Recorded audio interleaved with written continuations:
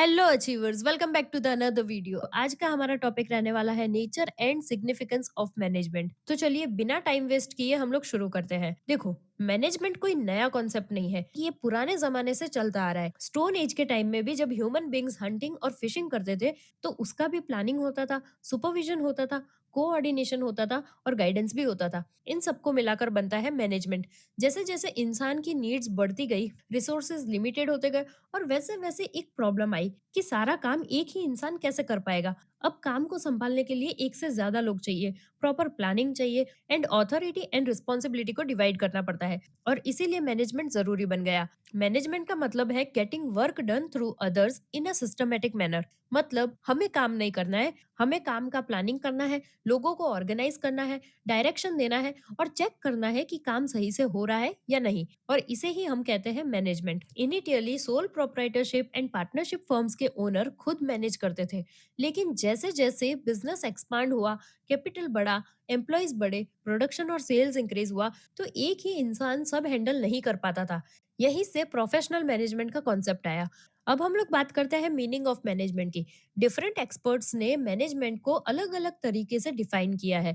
Management is the art of getting things done through others. Simple शब्दों में समझे, manager खुद काम नहीं करता, वो लोगों से एफिशिएंटली काम करवाता है। लिविंगस्टन के according, management is a function of achieving pre determined objectives using minimum time and cost by making efficient use of available resource.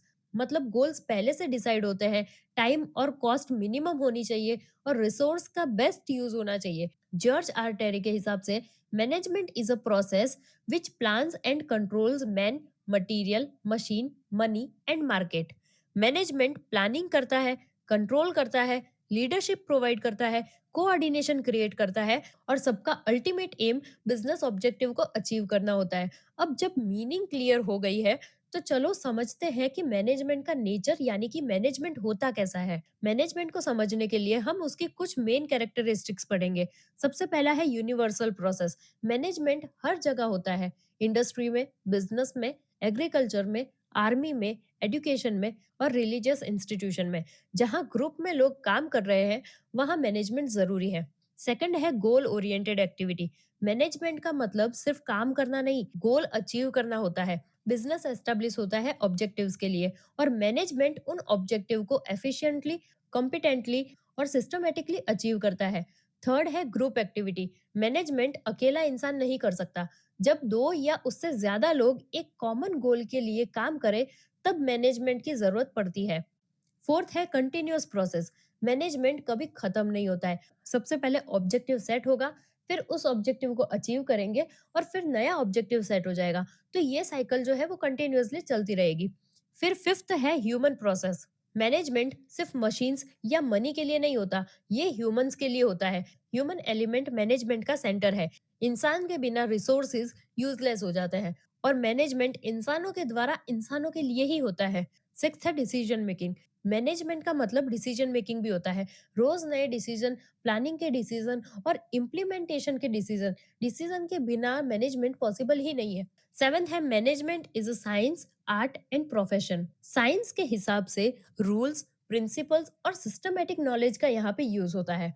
Art के हिसाब से skill, experience, intelligence and cleverness होनी चाहिए और प्रोफेशन के हिसाब से trained and expert managers, special knowledge and ethical standards होने चाहिए। इसीलिए मैनेजमेंट साइंस भी है, आर्ट भी है एंड प्रोफेशन भी है। तो चलिए अब हम बात करेंगे इंपॉर्टेंस ऑफ मैनेजमेंट के बारे में। सबसे पहला इंपॉर्टेंस है कि necessary in every field. Management सिर्फ बिजनेस तक लिमिटेड नहीं है, मैनेजमेंट रिक्वायर्ड होता है business, religion, defence, society, politics, education और स्पोर्ट्स में भी। मतलब प्लानिंग, ऑर्गेनाइजिंग, डायरेक्टिंग और कंट्रोल हर एक्टिविटी में जरूरी है। सेकंड इंपॉर्टेंस है कि optimum utilisation of resources. Resource limited होते हैं, land, capital, raw material, machinery and human resource. Management का काम है कि रिसोर्सेज का बेस्ट पॉसिबल यूज करना और वेस्टेज को अवॉइड करना। थर्ड इंपॉर्टेंस है accomplishment of objective. Business objectives automatically achieve नहीं होते। मैनेजमेंट रिसोर्सेज को एफिशिएंटली यूज करता है, ऑब्जेक्टिव्स को सिस्टमेटिकली अचीव कराता है। विदाउट मैनेजमेंट ऑब्जेक्टिव सिर्फ पेपर पर ही रह जाते हैं। फोर्थ इंपॉर्टेंस है कि useful for the success of business. Business की सक्सेस या फेलियर डायरेक्टली डिपेंड करती है मैनेजमेंट पर। एग्जाम्पल से समझो कि स्मॉल स्केल इंडस्ट्री है जो कल जाके लार्ज स्केल इंडस्ट्री बन सकती है। लॉस मेकिंग यूनिट है, वो कल जाके प्रॉफिट मेकिंग यूनिट बन सकता है। लेकिन इन सब का क्रेडिट अगर किसी को जाएगा तो वो है एफिशिएंट मैनेजमेंट को। फिफ्थ इंपॉर्टेंस है increase in job opportunity. Efficient management company में ग्रोथ लाता है, एक्सपेंशन होता है, न्यू जॉब्स क्रिएट होती है। और इनएफिशिएंट मैनेजमेंट की वजह से कंपनी लॉस में जाती है और कभी कभी क्लोजर पे भी आ जाती है। सिक्स्थ है इंक्रीज इन प्रॉफिट। बिजनेस का मेन मोटिव होता है प्रॉफिट। एफिशिएंट मैनेजर्स रिसोर्स का इकोनॉमिकल यूज करते हैं, मैक्सिमम आउटपुट लेते हैं और मैक्सिमम प्रॉफिट अर्न करते हैं। इसीलिए कहा जाता है कि profit is the barometer of the efficiency of management. Seventh importance है सोशल बेनिफिट। बिजनेस सोसाइटी का पार्ट होता है और मैनेजमेंट सोसाइटी के रिसोर्स को यूज करता है, सोसाइटी के बेनिफिट के लिए काम करता है, जिसकी वजह से good quality goods, reasonable prices and social welfare increase होती है। एट्थ इंपॉर्टेंट पॉइंट है कि नेशनल मोटिव है। मैनेजमेंट अनटेप्ड ह्यूमन रिसोर्स का यूज करता है और प्रोडक्शन फैक्टर का फुल यूटिलाइजेशन करता है, इकोनॉमिक, सोशल और नेशनल डेवलपमेंट में हेल्प करता है। अब बात करते हैं management as science and art and a profession के बारे में। सबसे पहले समझते हैं मैनेजमेंट एज अ साइंस के बारे में। तो साइंस का मतलब होता है systematic knowledge, rules and principles and causes and effect of relationship. Management भी प्रिंसिपल पर बेस करता है, यूनिवर्सल नेचर रखता है और फैक्ट्स, एनालिटिक और एक्सपेरिमेंट पे बेस करता है। इसीलिए मैनेजमेंट साइंस है। अब बात करते हैं मैनेजमेंट एज एन आर्ट के बारे में। आर्ट का मतलब है skill, personal judgement, creativity and experience. सिर्फ थियरी पढ़ना इनफ नहीं होता है। मैनेजर को स्किल्स अप्लाई करनी होती है, रियल सिचुएशन हैंडल करनी होती है। इसीलिए मैनेजमेंट आर्ट भी है। अब हम समझेंगे कि management as a profession. Profession का मतलब होता है specialised knowledge, training, social welfare and code of conduct. Doctors, lawyers, CS, engineers सब प्रोफेशनल होते हैं। अब देखते हैं कि मैनेजमेंट को प्रोफेशन क्यों माना जाता है। सबसे पहली चीज है रिक्वायरमेंट ऑफ स्पेशलाइज्ड नॉलेज। हर प्रोफेशन के लिए स्पेसिफिक क्वालिफिकेशन होती है। लॉयर के लिए एलएलबी, डॉक्टर के लिए एमबीबीएस या एमडी, सीए के लिए चार्टर्ड अकाउंटेंसी, मैनेजमेंट के लिए बीबीए और एमबीए। हर प्रोफेशन के लिए स्पेशलाइज्ड नॉलेज जरूरी होती है। सेकंड है increase in knowledge and research. Management static नहीं होता है। एक्सपीरियंस और ट्रेनिंग से नॉलेज बढ़ती है, रिसर्च डेवलप होती है और न्यू टेक्निक्स डिस्कवर होती है। थर्ड है प्रोफेशनल एसोसिएशन। हर प्रोफेशन की अपनी एसोसिएशन होती है। मैनेजमेंट में आईआईएम यानी कि इंडियन इंस्टीट्यूशन ऑफ मैनेजमेंट और national and international level institutions, ये एजुकेशन प्रोवाइड करते हैं, ट्रेनिंग देते हैं और प्रोफेशन को डेवलप करते हैं। फोर्थ है implementation of code of conduct. Professional associations code of conduct बनाती है, मेंबर के लिए रूल्स फिक्स करती है। हर प्रोफेशनल को एथिक्स फॉलो करनी होती है, डिसिप्लिन मेंटेन करना होता है। फिर फिफ्थ है मोरल रिस्पॉन्सिबिलिटी। प्रोफेशन सिर्फ पैसा कमाने के लिए नहीं होता। एग्जाम्पल से समझो कि सीए क्लाइंट की इंफॉर्मेशन डिस्क्लोज नहीं करता। लॉयलिटी और हॉनेस्टी जरूरी होती है। मैनेजमेंट भी मोरल रिस्पॉन्सिबिलिटी फॉलो करता है। इसीलिए क्लियर है कि मैनेजमेंट एक डेवलपिंग प्रोफेशन है जो इंडिविजुअल, सोसाइटी और नेशन के लिए बेनिफिशियल है। अब बात करते हैं लेवल्स ऑफ मैनेजमेंट की। जब बिजनेस छोटा होता है तो उसे ओनर खुद मैनेज करता है और बड़ा होता है तो एम्प्लॉयज बढ़ जाते हैं। एक ही मैनेजर सबको डायरेक्टली सुपरवाइज नहीं कर सकता। इसीलिए डेलीगेशन ऑफ अथॉरिटी होती है और different level of management create होते हैं। लेवल ज्यादा होंगे तो एक्सपेंस भी ज्यादा होंगे, लेकिन उससे कंट्रोल और कोऑर्डिनेशन इंप्रूव होता है। ऑर्गेनाइजेशंस जैसे जैसे बड़ी होती है, एम्प्लॉयज बढ़ते हैं और काम भी कॉम्प्लेक्स हो जाता है। एक ही पर्सन सबको सुपरवाइज नहीं कर सकता। इसीलिए लेवल ऑफ मैनेजमेंट क्रिएट किए जाते हैं। लेवल से ज्यादा होंगे तो कॉस्ट बढ़ेगी और कंट्रोल भी डिफिकल्ट हो जाता है। इसीलिए लेवल्स को मिनिमम रखना बेटर होता है। मैनेजमेंट के तीन मेन लेवल्स होते हैं: top level management, middle level management and bottom level management.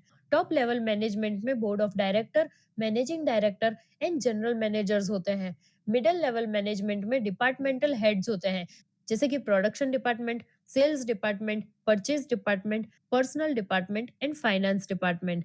Bottom level के अंदर सुपरवाइजर्स, फोरमैन एंड जॉबर्स होते हैं। जैसे कि पिरामिड का टॉप छोटा होता है, वैसे ही टॉप मैनेजर्स बहुत कम होते हैं, लेकिन उनकी पावर सबसे ज्यादा होती है। सबसे पहले बात करते हैं टॉप लेवल मैनेजमेंट की। तो टॉप लेवल मैनेजमेंट ऑर्गेनाइजेशन की सुप्रीम अथॉरिटी होती है।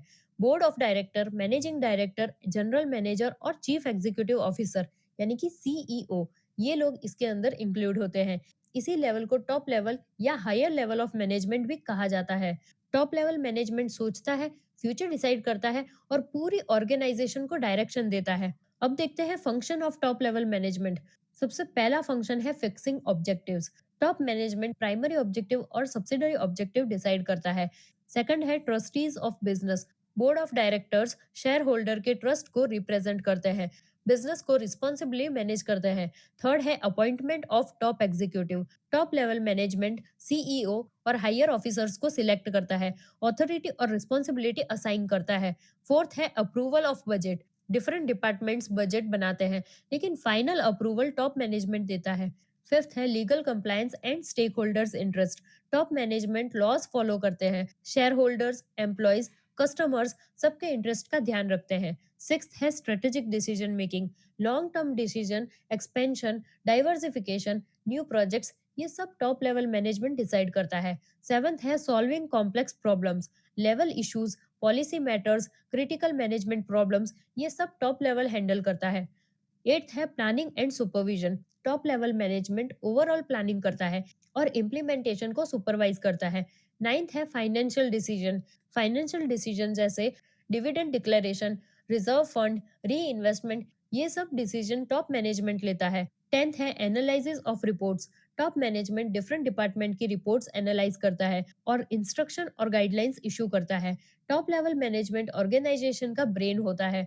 अगर गलत डिसीजन लिया तो पूरी कंपनी सफर करती है। अब बात करते हैं मिडिल लेवल मैनेजमेंट की। मिडिल लेवल मैनेजमेंट एक कनेक्टिंग लिंक होता है between top level and bottom level management. इसके अंदर departmental officers, divisional officers, experts जैसे कि production manager, sales manager, purchase manager, finance manager, personal accounts officer, और इस लेवल को ऑफिसर्स लेवल भी कहा जाता है। टॉप मैनेजमेंट के प्लान्स को ग्राउंड रियलिटी में कन्वर्ट करना, ये काम मिडिल मैनेजमेंट करता है। अब बात करेंगे फंक्शंस के बारे में। तो फर्स्ट है इम्प्लीमेंटेशन ऑफ ऑर्डर्स। सीईओ और टॉप मैनेजमेंट के ऑर्डर्स प्रॉपरली इम्प्लीमेंट करना। सेकंड है preparation of budget. Her department का बजट प्रिपेयर करना और टॉप मैनेजमेंट के सामने प्रेजेंट करना। थर्ड है formation of policies and methods. Policies और रूल्स बनाना, ऑब्जेक्टिव्स अचीव करने के मेथड्स डिसाइड करना, एनालिसिस करके बेस्ट मेजर्स चूज करना। फोर्थ है इंक्रीजिंग एफिशिएंसी। डिपार्टमेंटल एक्टिविटीज को एफिशिएंट बनाना और इफेक्टिव बनाना। फिफ्थ है मोटिवेशन ऑफ एम्प्लॉयज। एम्प्लॉय को एनकरेज करना और टीम स्पिरिट डेवलप करना। सिक्स्थ है कोऑर्डिनेशन। अदर डिपार्टमेंट के ऑफिसर्स के साथ कांटेक्ट करना और इंटर डिपार्टमेंट कोऑर्डिनेशन मेंटेन करना। सेवेंथ है control of sub division. Sub division के फंक्शंस पर फोकस करना और परफॉर्मेंस मॉनिटर करना। एट्थ है सुपरविजन एंड कम्युनिकेशन। डिपार्टमेंट्स का सुपरविजन, इंफॉर्मेशन कलेक्ट करना, डायरेक्शन देना और इंफॉर्मेशन टॉप मैनेजमेंट तक पहुंचाना, ये काम होता है मिडिल मैनेजमेंट का। नाइन्थ है पॉलिसी सपोर्ट। टॉप मैनेजमेंट को पॉलिसी डिसीजन में हेल्प करना। अब आते हैं बॉटम लेवल मैनेजमेंट पे। बॉटम लेवल मैनेजमेंट को सुपरवाइजर्स लेवल या फंक्शनल या ऑपरेशनल लेवल भी बोला जाता है। इसके अंदर सुपरवाइजर्स, फोरमैन और जॉबर्स होते हैं। इसी लेवल पर पॉलिसीज एक्चुअली इंप्लीमेंट होती है, वर्कर्स डायरेक्टली हैंडल होते हैं। बॉटम लेवल मैनेजमेंट प्लान्स को एक्शन में कन्वर्ट करता है। अब इसके फंक्शन को देख लेते हैं। तो फर्स्ट है सुपरविजन ऑफ वर्कर्स। एम्प्लॉयज के काम को डायरेक्टली सुपरवाइज करना। सेकंड है maintaining discipline and moral. Discipline maintain करना और एम्प्लॉय का मोरल बूस्ट करना। थर्ड है planning routine work. Daily routine work को प्लान करना। फोर्थ है एम्प्लॉय रिलेटेड फंक्शन। एम्प्लॉय के ट्रांसफर, प्रमोशन और ट्रेनिंग के बारे में डिसीजन लेना। फिफ्थ है इशुइंग इंस्ट्रक्शंस। डिपार्टमेंटल ऑफिसर्स के इंस्ट्रक्शन वर्कर्स तक क्लियरली पहुंचाना। सिक्स्थ है machinery and layout work. Machinery की repairing, maintenance and proper layout ensure करना। सेवेंथ है arrangement of resources. Raw materials, tools और इक्विपमेंट को अरेंज करना। एट्थ है solving workers problem. Genuine problems को सुनना और इमीडिएट सॉल्यूशन देना, ये काम होता है बॉटम लेवल मैनेजमेंट का। नाइन्थ होता है implementation of policies. Top management के डिसीजन ग्राउंड लेवल पर इम्प्लीमेंट करवाना। टेंथ होता है रिपोर्टिंग। बॉटम लेवल की एक्टिविटीज की रिपोर्ट, सजेशंस और कंप्लेंट्स मिडिल मैनेजमेंट तक फॉरवर्ड करना। Bottom level management lowest level पर जरूर है, लेकिन इंपॉर्टेंस में लोवेस्ट नहीं है। इस लेवल की एफिशिएंसी बिजनेस ऑब्जेक्टिव अचीव करवाती है और पूरे ऑर्गेनाइजेशन को सपोर्ट देती है। टॉप लेवल मैनेजमेंट सोचता है, मिडिल लेवल मैनेजमेंट समझता है और बॉटम लेवल मैनेजमेंट उस सोच को आगे बढ़ाता है, और इसी प्रोसेस को मैनेजमेंट कहते हैं। अब बात करते हैं difference among top level management, middle level management और बॉटम लेवल मैनेजमेंट के बारे में। तो सबसे पहला डिफरेंस है management and administration. Top level management के अंदर मैनेजमेंट ज्यादा होता है, एडमिनिस्ट्रेशन कम होता है, मतलब पॉलिसी एंड डायरेक्शन देना उसका मेन काम है। मिडिल लेवल मैनेजमेंट के अंदर मैनेजमेंट कम होता है, एडमिनिस्ट्रेशन ज्यादा होता है, मतलब प्लान को मैनेज करना और एडमिनिस्टर करना। बॉटम लेवल मैनेजमेंट, यहाँ पे मैनेजमेंट सबसे कम होता है और एडमिनिस्ट्रेशन मैक्सिमम होता है, मतलब डेली एग्जीक्यूशन और सुपरविजन होता है। जैसे जैसे टॉप से बॉटम में आते हैं, एडमिनिस्ट्रेशन बढ़ जाता है। सेकंड पॉइंट है इंक्लूड्स। टॉप लेवल मैनेजमेंट के अंदर board of directors, managing directors, general managers होते हैं। ये लोग पॉलिसी फॉर्मेशन का काम करते हैं। मिडिल लेवल मैनेजमेंट के अंदर departmental officers and field experts होते हैं, जैसे कि production, sales, finance and HR. Bottom level management के अंदर सुपरवाइजर्स, जॉबर्स और फोरमैन्स होते हैं। यहाँ पे वर्कर्स के साथ साथ डायरेक्टली काम होता है। थर्ड पॉइंट है authority and responsibility. Top level management के अंदर ऑथोरिटी भी ज्यादा होती है और रिस्पॉन्सिबिलिटी भी ज्यादा होती है। मिडिल लेवल मैनेजमेंट के अंदर ऑथोरिटी कंपेरेटिवली कम होती है और रिस्पॉन्सिबिलिटी डिपार्टमेंट तक लिमिटेड होती है। बॉटम लेवल मैनेजमेंट के अंदर ऑथोरिटी सबसे कम होती है, रिस्पॉन्सिबिलिटी सिर्फ सब डिवीजन तक होती है। तो पावर टॉप लेवल पे ज्यादा होता है और बॉटम लेवल पे कम होता है। फोर्थ पॉइंट है number of members. Top level management के अंदर मेंबर्स कम होते हैं, मिडिल लेवल मैनेजमेंट के अंदर टॉप से ज्यादा मेंबर्स होते हैं और बॉटम लेवल मैनेजमेंट के अंदर सबसे ज्यादा मेंबर्स होते हैं। इसका स्ट्रक्चर पिरामिड जैसा होता है। फिफ्थ पॉइंट है कॉम्पिटिटेंस। टॉप लेवल मैनेजमेंट के अंदर ऑल राउंड डेवलपमेंट जरूरी होता है, मतलब ओवरऑल बिजनेस का व्यू पॉइंट होता है। मिडिल लेवल मैनेजमेंट के अंदर स्पेशलाइज्ड नॉलेज रिक्वायर होती है, हर एक डिपार्टमेंट की अलग स्पेसिफिक्स होती है। बॉटम लेवल मैनेजमेंट के अंदर अपने डिपार्टमेंट और सब डिपार्टमेंट का नॉलेज इनफ होता है। सिक्स्थ पॉइंट है formation of objectives and policies. Top level management business objective और पॉलिसीज बनाता है, middle level management top level की पॉलिसीज इंप्लीमेंट करता है और बॉटम लेवल मैनेजमेंट पॉलिसीज को एक्चुअल वर्क में कन्वर्ट करता है। इसका मतलब है टॉप डिसाइड करता है, मिडिल एक्सप्लेन करता है और बॉटम एग्जीक्यूट करता है। सेवंथ पॉइंट है accountability. Top level management share holders, government, creditors, law के टूवर्ड्स अकाउंटेबल होता है। Middle level management top level management के टूवर्ड्स अकाउंटेबल होता है और bottom level management middle level management के टूवर्ड्स अकाउंटेबल होता है। एट्थ पॉइंट है डिसीजन। टॉप लेवल मैनेजमेंट के डिसीजन रिस्की और लॉन्ग टर्म होते हैं, मिडिल लेवल मैनेजमेंट के डिसीजन लेस रिस्की और मीडियम टर्म होते हैं, बॉटम लेवल मैनेजमेंट के डिसीजन लीस्ट रिस्की और शॉर्ट टर्म होते हैं। अब आ जाते हैं फंक्शंस ऑफ मैनेजमेंट पे। ऑब्जेक्टिव्स अचीव करने के लिए मैनेजमेंट को step by step process follow करना पड़ता है। इसी प्रोसेस के स्टेप्स को फंक्शंस ऑफ मैनेजमेंट कहते हैं। मैनेजमेंट एक्टिविटीज क्रोनोलॉजिकल होती है, ऑर्डरली मैनर में परफॉर्म होती है, इसीलिए मैनेजमेंट को प्रोसेस माना जाता है। स्कॉलर्स के अकॉर्डिंग फंक्शंस थोड़े अलग होते हैं। नोट्स और ओडोनिल के हिसाब से planning, organising, staffing, directing and controlling होता है। हेनरी फियोल के according planning, organising, direction, coordination and controlling होता है। पीटर ड्रकर के हिसाब से managing a business, managing the managers, managing workers and work होता है। According to Luther Gulick planning, organising, staffing, directing, coordinating, reporting और budgeting होता है।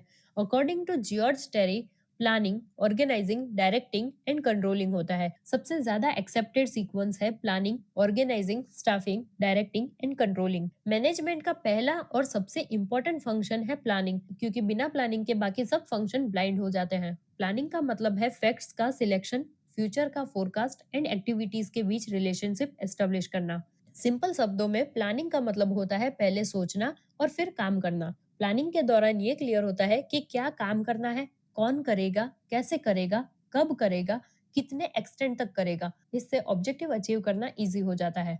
सेकंड है इंपॉर्टेंस ऑफ प्लानिंग। इससे फ्यूचर रिस्क और अनसर्टेनिटी कम होती है, एक्टिविटीज सिस्टमेटिक मैनर में होती है और बेस्ट अल्टरनेटिव चूज करने में हेल्प करती है। इसीलिए प्लानिंग को base of all managerial function कहा जाता है। प्लानिंग प्रेजेंट में की जाती है लेकिन फ्यूचर के लिए की जाती है। सेकंड है ऑर्गेनाइजिंग। ऑर्गेनाइजिंग का मतलब है ऑथोरिटी और रिस्पॉन्सिबिलिटी का प्रॉपर डिस्ट्रीब्यूशन, लोगों को ग्रुप्स में डिवाइड करना और कॉमन ऑब्जेक्टिव के लिए काम करना। ऑर्गेनाइजिंग एक स्ट्रक्चर क्रिएट करता है जिसमें कौन सुपरवाइज करेगा, कौन अथॉरिटी रखेगा और कौन रिस्पॉन्सिबल होगा, ये सब क्लियर होता है। ऑर्गेनाइजिंग प्लान को रियलिटी में कन्वर्ट करता है, कंफ्यूजन और डुप्लीकेशन को अवॉइड करता है और स्मूथ कोऑर्डिनेशन पॉसिबल होता है। Planning is the brain of a business unit while organization is its physical structure। फिर आता है स्टाफिंग। स्टाफिंग का मतलब है right person, right job, right time, right number and right qualification. According to George Terry, staffing is concerned with acquiring and maintaining satisfactory man power. Staffing में include होता है recruitment, selection, training, promotion, transfer, dismissal, retirement और welfare activities. Satisfied employees high productivity देते हैं और high efficiency भी देते हैं। Success of any business depends on its employees. Staffing आज सिर्फ हायरिंग तक लिमिटेड नहीं है। Man power planning, HR development, job analysis और परफॉर्मेंस इवैल्यूएशन। इसीलिए कहा जाता है कि satisfied staff is an invaluable asset of business. लोग मिल गए, स्ट्रक्चर बन गया, अब उन्हें काम का डायरेक्शन भी तो चाहिए। डायरेक्टिंग का मतलब है एम्प्लॉयज को गाइड करना, सुपरवाइज करना और ऑर्डर और इंस्ट्रक्शन देना। ऑब्जेक्टिव अचीव करने के लिए इफेक्टिव डायरेक्शन बहुत जरूरी होता है। प्लानिंग, ऑर्गेनाइजिंग, स्टाफिंग सब हो चुका हो, लेकिन अगर डायरेक्शन वीक हो तो सारी एफर्ट्स वेस्ट हो जाती है। Directing includes giving instruction, supervising work, motivating employees, providing leadership. Directing एक कंटिन्यूअस प्रोसेस है और हर लेवल ऑफ मैनेजमेंट पर रिक्वायर्ड होती है। प्लानिंग बताता है कि क्या करना है और डायरेक्टिंग बताता है कि कैसे करना है। फिर है कंट्रोलिंग। कंट्रोलिंग का मतलब है एफर्ट्स, रिजल्ट्स, रिसोर्सेज और ऑब्जेक्टिव्स के बीच बैलेंस मेंटेन करना। कंट्रोलिंग लास्ट फंक्शन है, लेकिन इंपॉर्टेंस में लास्ट नहीं है। ट्रेडिशनल टाइम में punishment, restriction and strict control हुआ करता था। मॉडर्न टाइम में corrective action, right direction, future mistake avoid करना होता है। कंट्रोलिंग का एम होता है चेक करना कि काम प्लानिंग के अकॉर्डिंग हो रहा है या नहीं। Nature of controlling, positive concept, corrective function and future oriented। Controlling ensures that past mistakes are not repeated। Planning से कंट्रोलिंग तक एक चीज कॉमन रहनी चाहिए, वो है कोऑर्डिनेशन। अब बात करेंगे कोऑर्डिनेशन पे। कोऑर्डिनेशन जरूरी होती है प्लानिंग के टाइम, ऑर्गेनाइजिंग के टाइम, स्टाफिंग के टाइम, डायरेक्टिंग के टाइम और कंट्रोलिंग के time. Her stage of management में कोऑर्डिनेशन बहुत जरूरी होता है। कोऑर्डिनेशन का मतलब है डिफरेंट डिपार्टमेंट्स के फंक्शन में हार्मनी और बैलेंस लाना, ताकि वर्क डुप्लीकेट ना हो, एफर्ट्स वेस्ट ना हो और ऑब्जेक्टिव्स इजीली अचीव हो जाए। Coordination brings unity of action. अब बात करेंगे कैरेक्टरिस्टिक्स ऑफ कोऑर्डिनेशन के बारे में। सबसे पहला है required at all stages. Coordination जरूरी होती है planning, organising, staffing, directing and controlling के टाइम। इसीलिए कहा जाता है management without coordination is impossible.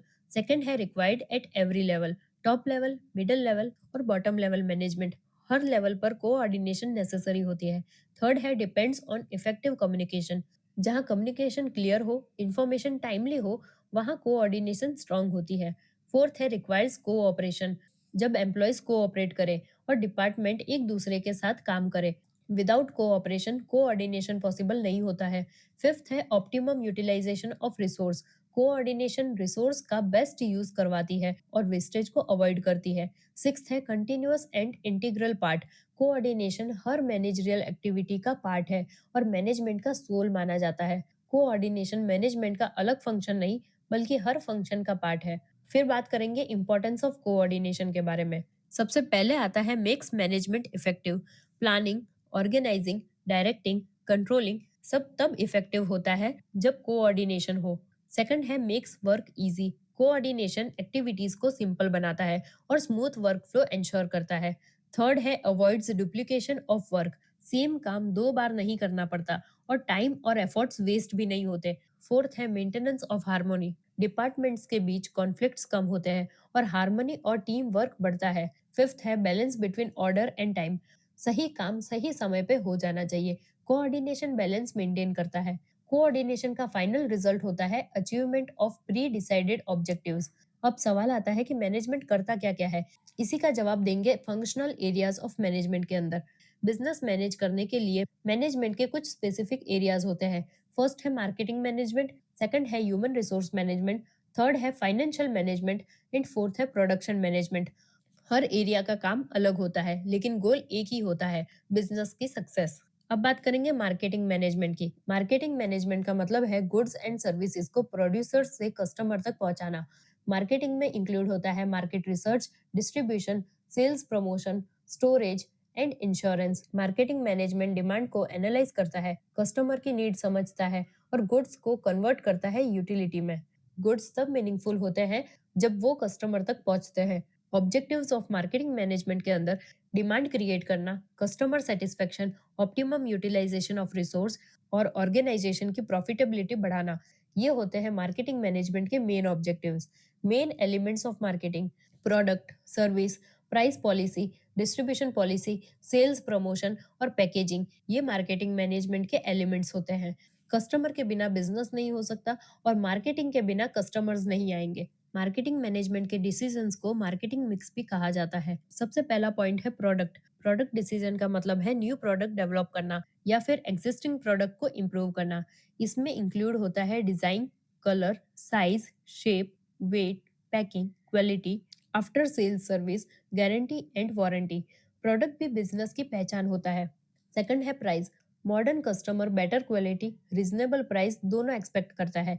Price decision में इंक्लूड होता है sales policy, credit policy, discount, wholesale and retail price और कमीशन टू मिडलमैन। थर्ड है डिस्ट्रीब्यूशन। डिस्ट्रीब्यूशन का मतलब है गुड्स कस्टमर तक कैसे पहुंचेंगे, जैसे डायरेक्ट सेलिंग, होलसेलर के थ्रू, रिटेलर के थ्रू या एजेंट्स के थ्रू। ट्रांसपोर्टेशन और डिलीवरी प्रॉब्लम्स भी यहीं पे कवर होती है। फोर्थ है प्रमोशन। प्रमोशन का एम होता है सेल्स को इंक्रीज करना।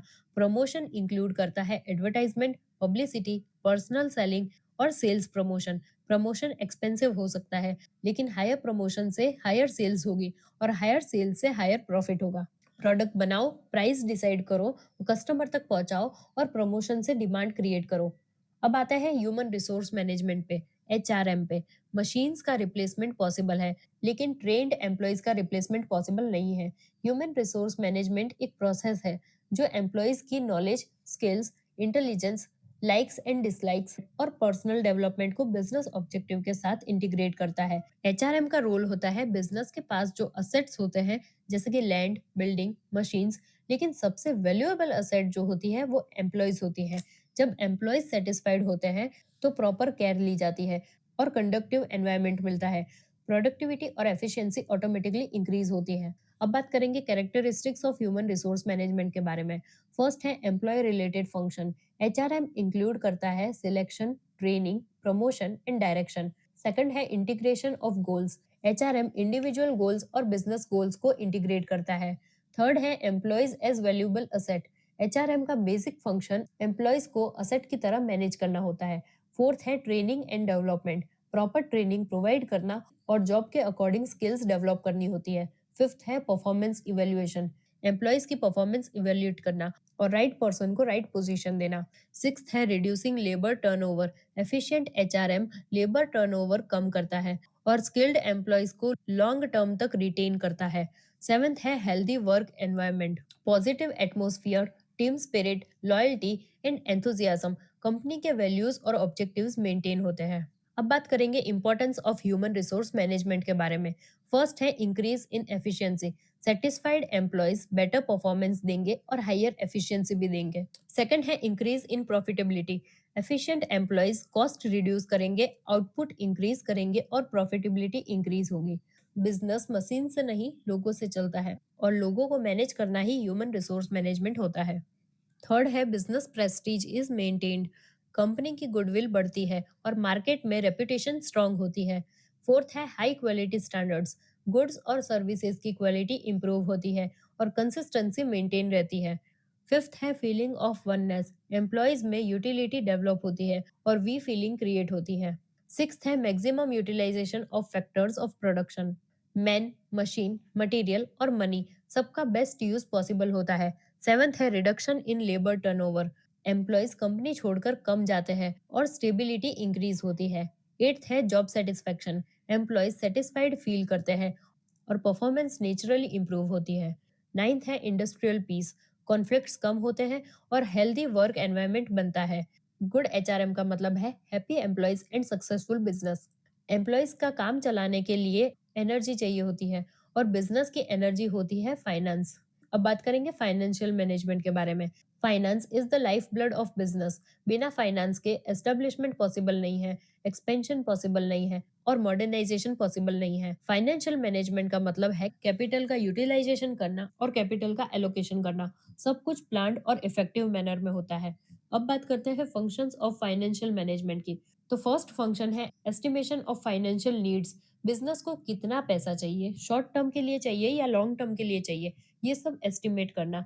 सेकंड है फाइनेंशियल प्लानिंग, टाइम ड्यूरेशन के हिसाब से प्लानिंग करना। थर्ड है budget preparation, income and expenditure का प्लान बनाना। फोर्थ है एलोकेशन ऑफ फंड्स, पैसे कहाँ से आएंगे और उसका यूज कैसे होगा।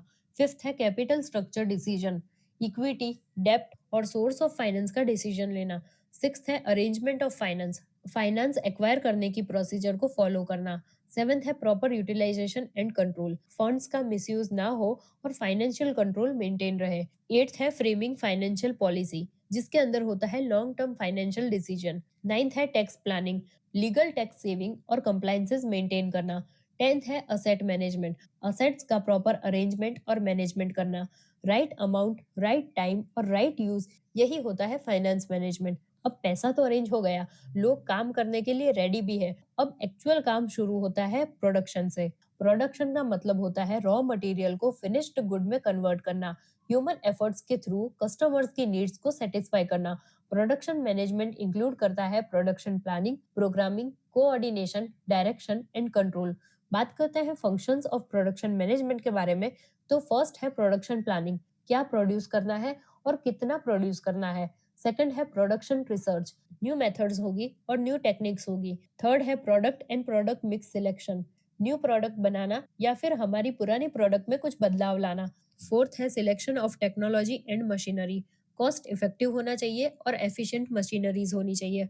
फिफ्थ है location and layout decision, factory कहाँ होगी और लेआउट कैसे होगा। सिक्स्थ है estimation of requirements, raw materials, labour और पावर कितना चाहिए उसका एस्टिमेट बनाना। सेवेंथ है production control, production schedule follow हो रहा है या नहीं इसका ध्यान रखना।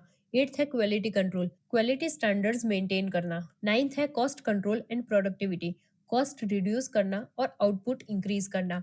टेंथ है सिंप्लीफिकेशन एंड इनोवेशन, प्रोसेस को सिंपल बनाना और इम्प्रूवमेंट इंट्रोड्यूस करना। मैनेजमेंट सिर्फ एक सब्जेक्ट नहीं है, ये एक लाइफ स्किल है। प्लानिंग से लेके प्रोडक्शन तक हर सक्सेस के पीछे मैनेजमेंट होता है। तो इसी के साथ हमारा topic nature and signification of management यहीं पे कंप्लीट होता है। आपको नेक्स्ट वीडियो कौन से टॉपिक पे चाहिए ये हमें कमेंट में जरूर बताना। Until then keep achieving.